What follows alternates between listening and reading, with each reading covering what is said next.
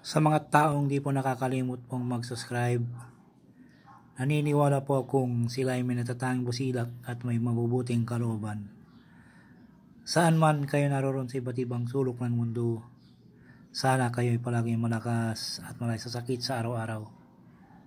Pagpalang umaga, tanghali, gabi sa inyong lahat. Nandito naman po ang Hiwaga ng Pangasinan na magbabagi po na naman po ng iba't ibang karunungan lihim po na magagamit po sa pangkagipitan, panggamutan, lahat ng mga bagay-bagay sa ibabaw ng mundo na gagamitin po sa masakit. I-share ko po sa inyo ang makapangyarihang susi ni San Benito magamit sa oras ng kagipitan po. Sana po ay bago ko po ibasahin po sa inyo ay pakitulong po, pakisubscribe po, pakilike and share po, pakitulong po.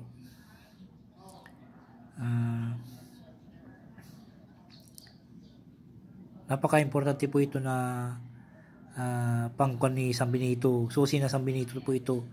Kung may dinidibusyon po kayo ng susi na San Benito, po, ito po yung isusi nyo po na napakalakas po na nakuha ko pa sa aking ninuno, kaya i-share ko rin po sa inyo para magagamit po nyo. Kahit wala po kayong medalyo ng San Benito po, kung sa oras ng kagipitan po ay kunin nyo po yung susi ng San Benito po. Napakalakas po ito na susi ng San Benito po na magagamit po sa pangkagipitan po sa oras ng kapanganiban.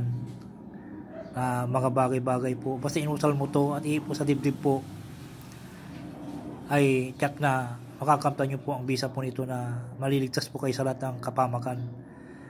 Kahit mga kondyan, kung ginamit nyo po ito, masamang espiritu, mga sa sinapian po, lahat po, basta bukal sa puso nyo po ang pag-usal po nito, ay makakamtan nyo po ang bisa ng susi ng San Benito po.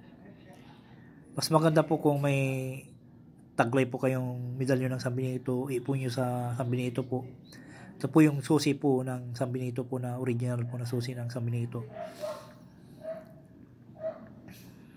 At kung halimbawa po naglalakbay po kayo sa liblib na lugar po na may pinaghinalaan po kayong mga masamang espiritu o mga engkanto, basta dumaan kayo sa mga liblib o sa bundok, dapat po ay maisaulo po nito at iusalin nyo po lamang po ng 3 beses po sa isipan po at ipon nyo sa dibdib po nyo. Kahit wala po kayo medalyon, basta kinuha nyo po yung susi ng San Benito po, ay makakakamtan nyo po ang bisa po ng San Benito, makapangyarihan susi ng San Benito, at ikakasi po sa inyo na ipakakalob sa inyo ng San Benito ang susi niya po, makapangyarihan po. Narito po ang orasyon po ng San Benito. Usalin po sa isip lamang po. Kaya lang po dito po ay binabanggit ko para makonyo po. Maintindihan nyo po. Narito po ang orasyon po. Agnus Dei qui tollis peccata mundi miserere nobis. Agnus Dei qui tollis peccata mundi miserere nobis. Agnus Dei qui tollis peccata mundi dona nobis pasim. Salin po ng 3 beses sa isipan po at ipo sa dibdib pakros ng 3 beses po. Kung gagamitin nyo rin po sa panggamutan po ito, magagamit po rin sa panggamutan. Kung ang isang ginagamot nyo po ay isang taong sinapian po, pwede po itong ipo sa tuktok o sa tubig ipainom. Ipo nyo sa tubig, usarin nyo po sa isip lang po, ipon nyo sa tubig at ipainom sa sinapian po.